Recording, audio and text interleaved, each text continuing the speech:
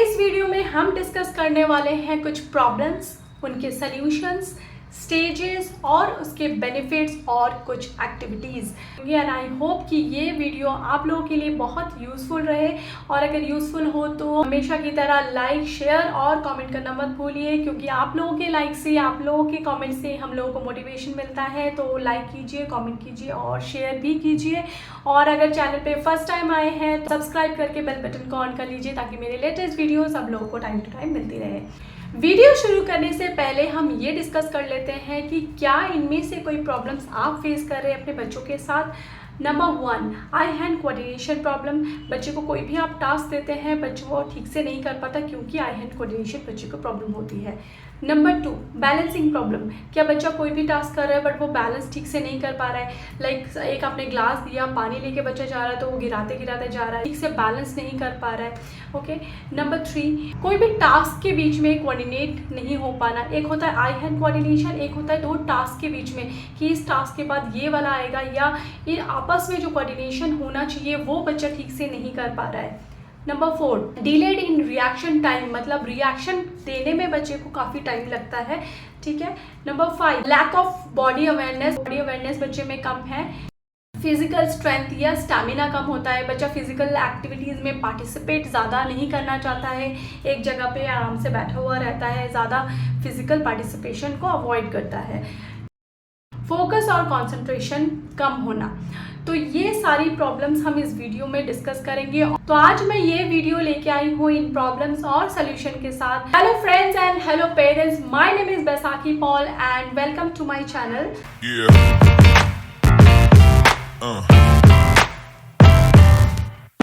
तो आज हम डिस्कस करने वाले हैं ग्रॉस मोटर स्किल्स के बारे में।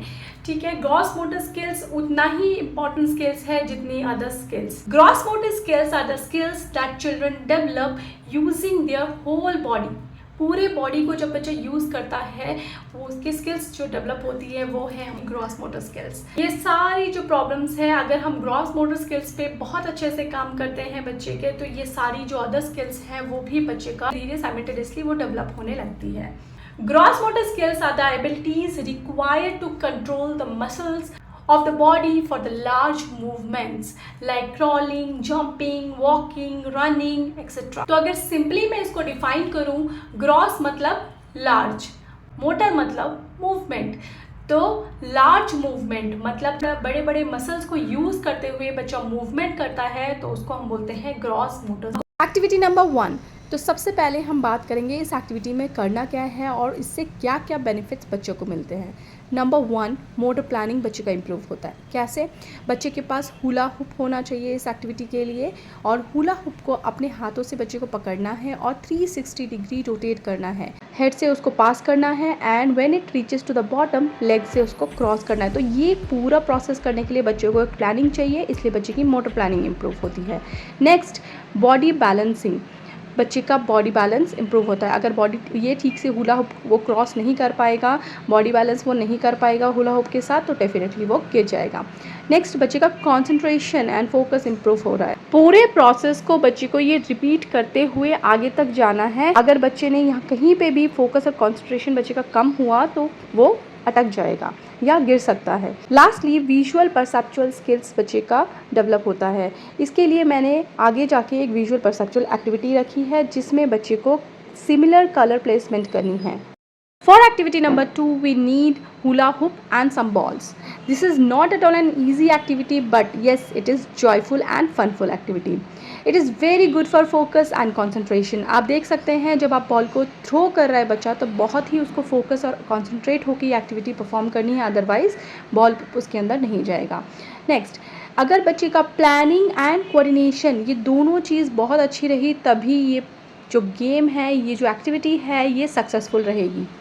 सो आई हैंड कोऑर्डिनेशन के साथ साथ बच्चे का मोटर प्लानिंग भी इम्प्रूव हो रहा है, क्योंकि बच्चे को ये आइडिया लगाना है कितने स्पीड से बॉल को फेंकना है कि बॉल उस हुप के अंदर रुक जाए। इससे बच्चे का पेशेंस लेवल इम्प्रूव हो रहा है, क्योंकि काफ़ी टाइम तक जब बॉल्स नहीं जाती हैं तो बच्चे इम्पेशेंट हो जाते हैं, तो बच्चे का पेशेंस लेवल इम्प्रूव हो रहा है। और क्योंकि ये फ़न एक्टिविटी है तो बच्चा रिलैक्स कर रहा है, स्ट्रेस रिड्यूस हो रहा है बच्चे का। फर्स्ट ट्रायल में मेरे बच्चों के कुछ ही बॉल्स उसके अंदर गए थे, तो मेरे बच्चों ने खुद ही बोला कि मम्मा मुझे फिर से ट्राई करना है, हमें फिर से खेलना है। एक्टिविटी नंबर 3 बैलेंसिंग एक्टिविटी के साथ साथ बॉडी अवेयरनेस एक्टिविटी है and both brain, left brain and right brain exercise भी है। बोथ ब्रेन एक्सरसाइज ये इसलिए है क्योंकि जब हम लेफ्ट लेग को यूज़ कर रहे हैं तो हम राइट हैंड को यूज़ कर रहे हैं बॉल को रिंग में वापस डालने के लिए, एंड जब ये पूरा टास्क कंप्लीट हो जाए तब हम राइट लेग को यूज़ करेंगे एंड लेफ्ट हैंड को यूज़ करेंगे वापस बॉल को बास्केट में रखेंगे। तो alternate hands and leg use होगा और इससे बच्चे का बॉडी कंट्रोल आएगा। जैसे मैंने कहा, बॉडी अवेयरनेस भी बच्चे का इम्प्रूव हो रहा है, कि मसल्स भी डेवलप हो रही है। और अगर बच्चा इस टास्क को बहुत अच्छे से कंप्लीट कर रहा है, दैट मीन्स उसका पेशेंस लेवल इम्प्रूव हो रहा है और साथ ही साथ बच्चे को टास्क को कंप्लीट करने की हैबिट फॉर्मेशन हो रही है। एक्टिविटी नंबर 4 है mid line crossing activity and brain development activity. इसके लिए आपको चाहिए कुछ hurdles and a ball. Hurdles में आप कुछ भी लगा सकते हैं। तो इस एक्टिविटी में स्टार्टिंग से एंड तक बच्चे को हडल्स को ध्यान में रखते हुए एस पैटर्न में आगे जाना है। इससे बच्चे का मोटर प्लानिंग इम्प्रूव होता है, क्योंकि बच्चे को एक बार लेफ्ट डायरेक्शन में जाना है बॉल को लेके, देन अगेन राइट में जाना है। तो फोकस कंसंट्रेशन बढ़ रहा है बच्चे का, क्योंकि अगर फोकस कंसंट्रेट बच्चा नहीं करेगा तो उसके हडल्स गिर जाएंगे, बॉल इधर उधर हो जाएगा। एंड इस एक्टिविटी को अगर और डिफिकल्ट बनाना है तो जब बच्चा एंड लाइन तक पहुंचेगा तो उसको बोलिए वापस जब वो आए तो वो बैकवर्ड डायरेक्शन में ही आए। सिंपल एक्टिविटी से हम बच्चे का मोटर प्लानिंग इंप्रूव कर रहे हैं, फोकस कंसंट्रेशन इंप्रूव कर रहे हैं, मिड लाइन क्रॉसिंग एक्सरसाइज करा के बच्चों का ब्रेन डेवलप कर रहे हैं, बच्चे का ग्रॉस मोटर स्किल्स इंप्रूव हो रहा है, बॉडी बैलेंस करना बच्चा सीख रहा है और बच्चे की बॉडी अवेयरनेस बढ़ रही है। एक्टिविटी नंबर 5 है easy, simple and fun activity. इसमें बच्चे को थ्रो करना है लेग की तरफ बॉल एंड दूसरे बच्चे को बचना है। तो मैंने अपने दोनों बच्चों को इस एक्टिविटी के लिए लगा दिया है। एक बच्चे को थ्रो करना है बॉल लेग की तरफ और दूसरे बच्चे को बचना है। तो आप देख सकते हैं ये बच्चे ये इस एक्टिविटी को कितना एंजॉय कर रहे हैं। इजी और सिंपल एक्टिविटी है, सिंपल बॉल के साथ हम ये एक्टिविटी कर रहे हैं। इससे बच्चे का फोकस कंसंट्रेशन बढ़ रहा है, आई हैंड कोऑर्डिनेशन इंप्रूव हो रहा है, हैंड मसल्स बच्चे का इंप्रूव हो रहा है, बॉडी अवेयरनेस बच्चे में आ रही है। और मुझे जो सबसे अच्छा लग रहा है, बच्चा इस एक्टिविटी को इतना एंजॉय कर रहा है, आप खुद देख सकते हैं उनके चेहरे पे कितना बड़ा बड़ा स्माइल है। Activity number 6 is similar to activity number 5, बस इसमें बच्चे को हर एक बॉल को छोड़ना नहीं है, हर एक बॉल को टच करना है और हिट करना है। तो फोकस और अटेंशन से इस एक्टिविटी को परफॉर्म करना है। आई हैंड कोऑर्डिनेशन बच्चे का इसमें बिल्कुल ठीक रहना चाहिए। और एक और सबसे अच्छी एक स्किल्स बच्चे की इंप्रूव हो रही है, वो है रिएक्शन टाइम बच्चे का इंप्रूव हो रहा है। तो जिन बच्चों को रिएक्ट करने में टाइम लगता है उन बच्चों को ये एक्टिविटी ज़रूर कराएं। एंड फोकस एंड कॉन्सेंट्रेशन के साथ साथ बच्चे का विजुअल परसेप्शन भी इम्प्रूव हो रहा है। इस सिंपल एक्टिविटी को करने के लिए आपको सिर्फ और सिर्फ बॉल्स ही चाहिए और आप देखिए कितनी देर तक आप बच्चे को एंगेज रख सकते हैं। Activity number 7 is similar to activity number 6, but इसमें बच्चे को हाथ नहीं यूज़ करना है, बच्चे को यूज़ करना है अपने लेग। फोकस और अटेंशन से इस एक्टिविटी को परफॉर्म करना है। बॉल जितनी बार आएगा बच्चे को वो किक करना है। तो बच्चे का आई हैंड कोऑर्डिनेशन इसमें इम्प्रूव हो रहा है और साथ ही साथ अगर बच्चे का स्पैन ऑफ अटेंशन बच्चे को बढ़ाना है तो डेफिनेटली इस एक्टिविटी को आप कराएं। इस एक्टिविटी से बच्चे का रिएक्शन टाइम भी इम्प्रूव होता है। अगर हम स्टेज की बात करें तो सबसे पहले जब बच्चा बिल्कुल छोटा होता है तो सबसे पहला जो ग्रॉस मोटर स्किल्स आपको दिखने को मिलती है वो है बच्चा अपने बेली पे, on their belly they heads up. तो बच्चा क्या करता है, अपने हेड को ऊपर करने की कोशिश करता है। ओके, अपने बेली पे रहता है और अपने हेड को ऊपर करने की कोशिश करता है।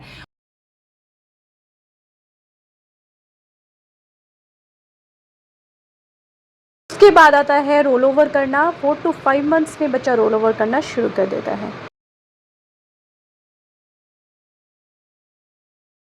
उसके बाद बच्चे अपने हैंड्स की मूवमेंट से, जैसे हम बोलते हैं ना पुशअप्स करना, बच्चा पुशअप करता है, बैठता है, सिटिंग पोजीशन पे आता है, देन फिर धीरे धीरे बच्चा क्रॉल करना शुरू करता है। ओके, उसके बाद बच्चा धीरे धीरे कोशिश करता है खड़े होने की, उसके बाद वॉक करने की, देन रनिंग करने की। तो ये हो गई basic cross motor skills up to the age of 1 and 1.5 year. उसके बाद अगर हम हायर लेवल स्किल्स की बात करें तो आएगा स्किपिंग करना, क्लाइंबिंग, बच्चा क्लाइंबिंग कर रहा है, throwing, catching, hopping, skipping, jumping, slithering, spinning, turning, twisting, pushing, pulling. तो ये सारी है बच्चे की ग्रॉस मोटर स्किल्स। तो अगर ये सारी चीज़ें जैसे जैसे बच्चा बड़ा होता रहता है ऑटोमेटिक ये ग्रॉस मोटर स्किल्स बच्चे में डेवलप होती रहती है। ग्रॉस मोटर स्किल्स से बच्चों को क्या क्या बेनिफिट्स मिलते हैं, तो नंबर 1 सबसे पहले बच्चे का आई हैंड कोऑर्डिनेशन बच्चे का बहुत अच्छे से इंप्रूव होता है। बच्चा कोई भी टास्क को करने जाता है, मान लीजिए एक दूर बॉल कहीं पे पड़ा हुआ है और बच्चा वॉक करके जा रहा है, तो बच्चा कहीं ना कहीं कोऑर्डिनेट कर रहा है कि मुझे वॉक करके उसी डायरेक्शन में जाना है जहाँ पे वो बॉल है, ठीक है, वो कोऑर्डिनेट करना और उसके बाद उस बॉल को वो पिक कर रहा है। तो यहाँ पे उसके बड़े बड़े जो मसल्स हैं, हैंड मसल्स, लेग मसल्स, ठीक है, टॉर्सो, ये सारे मसल्स उसके यूज़ हो रहे हैं। तो यहाँ पे बच्चे का आई हैंड कोऑर्डिनेशन भी डेवलप हो रहा है। Number 1 benefit. Number 2 visual perceptual skills. Visual perceptual skills कैसे डेवलप हो रहा है, बच्चा विजुअलाइज कर पा रहा है। अगर वहाँ पे बॉल है और मान लीजिए कोई और भी चीज़ है, आपने बोला कि बच्चा जाओ go and pick the red colour ball, तो बच्चा उनमें से रेड कलर बॉल को पिक करके लेके आ रहा है। अगर कलर का भी आइडेंटिफिकेशन नहीं है तो आप बोलते वो वाला बॉल लेके आओ, तो बच्चा उनमें डिफ्रेंशिएट कर पा रहा है कि इनमें से मुझे ये वाली चीज़ पिक करके लेके आनी है। या आप इशारे से भी बच्चे को बोलते हैं कि ये चीज़ पिक करके लेके आनी, तो बच्चा वो भी करता है। तो जब बहुत सारी चीज़ों में से बच्चा एक चीज़ को अच्छे से आइडेंटिफाई कर लेता है तो वहाँ पे उसकी विजुअल परसेप्चुअल स्किल्स भी अच्छे से डेवलप होती है। फिजिकल एक्टिविटीज़, तो फिजिकल स्टैमिना भी बच्चे का बढ़ता है इससे, और साथ ही साथ बच्चे का ब्रेन डेवलप होता है। सुनने में लग रहा है कि ओनली ग्रॉस मोटर स्किल्स पे ही हम काम कर रहे हैं, बट ग्रॉस मोटर स्किल्स से बच्चे का ब्रेन भी डेवलप होता है। हर चीज़ बच्चे को प्लान करनी पड़ती है, तो ये प्लानिंग स्किल भी बच्चे का डेवलप होता है कि कोई चीज़ करने के लिए, कोई भी टास्क को परफॉर्म करने के लिए उसको प्लानिंग चाहिए, ठीक है। अगर आप बोल रहे हैं कि आपने 4 चेयर लगाया और उसको बोल रहे हैं कि आप उसके नीचे से अंडर पास होके आपको जाना है, तो बच्चे को प्लानिंग चाहिए, उसकी मोटर स्किल्स इतनी इंप्रूव होनी चाहिए कि बच्चे उसको प्लान कर पाए कि मुझे इतना नीचे जाना है ताकि मुझे चोट ना लगे, और अच्छे से उसके नीचे से, देखिए अब खड़ा होगा तो बच्चे को पता है कि वो अटक जाएगा, तो ये ऑटोमेटिक है, बच्चा उसके नीचे से पास आउट हो जाएगा। तो ये मोटर प्लानिंग बोलते हैं। बच्चे की मोटर प्लानिंग बहुत इंप्रूव होती है ब्रेन डेवलपमेंट के साथ साथ। तब बैलेंसिंग स्किल बहुत इंप्रूव होती है। कुछ बच्चे जब शुरू में होते हैं तो वो लड़खड़ाते रहते हैं, ठीक से खड़े नहीं हो पाते, गिरते, तो बार बार जब वो चलने की कोशिश करते हैं तो वो देखना धीरे धीरे वो अच्छे से चल पाते हैं, क्योंकि उनकी बैलेंसिंग स्किल पे भी बच्चा अपने खुद वो काम कर रहा होता है। तो इसलिए बैलेंसिंग स्किल, उसके साथ साथ हमें बैलेंसिंग कुछ एक्टिविटीज़ भी बच्चों को करवाते रहना चाहिए ताकि बच्चे की बैलेंसिंग जो स्किल्स है वो और अच्छे से डेवलप हो जाए। Speed up the reaction time होना बहुत ज़रूरी है, क्योंकि कभी कभी क्या होता है, बॉल तो आ रही है हमारे साथ, मान लीजिए हम एक फुटबॉल खेल रहे हैं या क्रिकेट खेल रहे हैं और बच्चे की तरफ बॉल आ रही है, बट उसका रिएक्शन टाइम क्या हुआ बच्चे को समझ में नहीं आया कि हमें कब रिएक्ट करना था। बॉल आया पर बॉल निकल के चला गया, बैट हमने बाद में चलाया, ठीक है। तो रिएक्शन समझना, इवन आप कोई चीज़ बोल रहे हैं, बच्चे को कम्युनिकेट कर रहे हैं, तो भी बच्चे को रिएक्ट करने में टाइम लग रहा है, मतलब उसको रिसीव करने में, फिर उसको कन्वर्ट करने में, कोडिंग डिकोडिंग, ये सारा प्रोसेस होने में, और उसके बाद वो जब चीज़ों को बोल रहा है तो उसको काफ़ी टाइम लग रहा है। इसको बोलते हैं रिएक्शन टाइम। इसको इम्प्रूव करने के लिए मैंने बहुत सारी वीडियोस भी बनाई हुई हैं, जिसमें फोकस और कंसंट्रेशन एक्टिविटीज़ में मैंने कुछ वीडियो शेयर की है, जिसमें बच्चे को एक स्टिक पकड़ना है, आपको छोड़ना है, बच्चे को पकड़ना है, फिर बच्चे को छोड़ना है, आपको सेम स्टिक कैसे पकड़ना है। एक मैंने ये वीडियो मैंने डाली थी फोकस और कंसंट्रेशन एक्टिविटीज़ में, ये आप ज़रूर कराएं अगर आप बच्चे का रिएक्शन टाइम आपको इम्प्रूव करना है। एक्टिविटी नंबर 8 में बॉल को 360 डिग्री रोटेट करना है। इस एक्टिविटी को करने के लिए 2 प्लेयर्स चाहिए। इन दोनों में आपस में अच्छा एक कोऑर्डिनेशन होना चाहिए। अगर ग्रुप प्ले करवाना है तो ये एक्टिविटी सबसे अच्छी एक्टिविटी है। अगर बच्चा ग्रुप प्ले नहीं कर पाता है, इंडिविजुअल गेम कर लेता है, पर ग्रुप प्ले के लिए कोऑर्डिनेशन चाहिए अदर बच्चों के साथ, तो अगर ग्रुप प्ले बच्चा नहीं करता तो ये एक्टिविटी आप ज़रूर परफॉर्म कराएं बच्चों को। बेसिकली बच्चे को हाथ में बॉल लेना है, पैर के नीचे से इसको पास करना है, दूसरे बच्चे को हेड के ऊपर से फिर से पास करना है। अगर आपको ये लगता है कि आपका बच्चा कोई एक्टिविटी परफॉर्म करने से पहले उसकी एक प्लानिंग होती है, वो ठीक से नहीं कर पाता है, तो इस तरह की एक्टिविटी आप ज़रूर कराएं। एक्टिविटी नंबर 9, इसमें बच्चे को बलून को हवा में उछालना है और एक ग्लास को टर्न करते जाना है। तो ये एक्टिविटी बच्चा पूरा कंप्लीट करेगा तो डेफिनेटली उसकी हैंड कोऑर्डिनेशन इंप्रूव होगी फोकस कंसंट्रेशन बढ़ेगा, बच्चे का स्पैन ऑफ अटेंशन बढ़ रहा है, पेशेंस लेवल बच्चे में आएगा। क्या आपको ऐसा लगता है कि आपका बच्चा बॉल ठीक से कैच नहीं कर पाता, छोटा हो या बड़ा? अगर बच्चा 3-3.5 साल का हो गया तो उसको थोड़ा हल्की बॉल को कैच करना आना चाहिए, हल्का और बड़ा बॉल को कैच करना आना चाहिए। बॉल कैच करने से पहले आप ये वाली एक्टिविटी बच्चे को ज़रूर कराएं, हिट द बलून एक्टिविटी। पहले बच्चे को हिटिंग करनी है, जैसे मेरे बच्चा करके दिखा रहा है आपको, और बाद में बच्चे को बोलिए बलून को कैच करने के लिए। तो जब बलून को बच्चा कैच करता है, क्योंकि काफ़ी टाइम लगता है नीचे आने में, तो बच्चे को जजमेंट लेने में इजी हो जाता है और बच्चा कैच करना सीखता है। तो या स्टार्टिंग आप बलून के साथ करिए, धीरे धीरे जब प्रैक्टिस में बच्चा आ जाएगा तब आप बॉल पे शिफ्ट करिए। बड़े बॉल लीजिए और हल्का बॉल लीजिए, एंड धीरे धीरे भारी बॉल, अब उसके बाद धीरे धीरे जैसा जैसा बढ़ता रहेगा आप उसको चेंजेस करिए, बॉल में चेंजेस कीजिए। फिर बिग टू स्मॉल बॉल।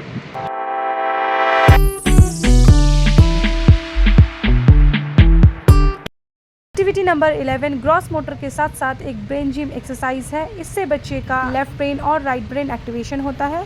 ये एक मिड लाइन क्रॉसिंग एक्टिविटी है, साथ साथ बैलेंसिंग एक्टिविटी है, और इससे बच्चे का लेफ्ट ब्रेन और राइट ब्रेन हम एक्टिवेट करते हैं। तो बच्चे को पुशअप की पोजीशन पे रहना है और क्रॉस हैंड करते हुए एक दूसरे को क्लैप करना है। Activity number 12 again balancing activity है। वन लेग पे बच्चे को बैलेंस करना है, और मिड लाइन क्रॉसिंग एक्टिविटी है, तो लेफ़्ट हैंड से बॉल उठा के राइट साइड में रखना है, राइट हैंड से बॉल उठा के लेफ़्ट साइड में रखना है। शुरू में आप 2-2 बॉल के साथ कराएं, जैसे जैसे बच्चा करने लगे आपको काफ़ी सारे बॉल्स यहाँ पे रखने हैं और बच्चे को प्रैक्टिस कराना है। एक्टिविटी नंबर 13 बैलेंसिंग के साथ साथ ये एक मेमोरी एक्टिविटी है। तो वन हैंड पे बच्चा बैलेंस करेगा और दूसरे हाथ से ये एक्टिविटी को परफॉर्म करेगा। सबसे पहले मैंने ये बॉल रख के बच्चे को दिखाया था, blue, pink, violet, orange, green. Left side से स्टार्ट करना है, राइट की तरफ जाना है, और वो बॉल की सीक्वेंसिंग बच्चों को याद रहनी चाहिए। तो एक्टिविटी नंबर 14 है कैच द बॉल एक्टिविटी। इसके लिए एक प्लेयर को बास्केट चाहिए और दूसरे प्लेयर के हाथ में बॉल होना चाहिए।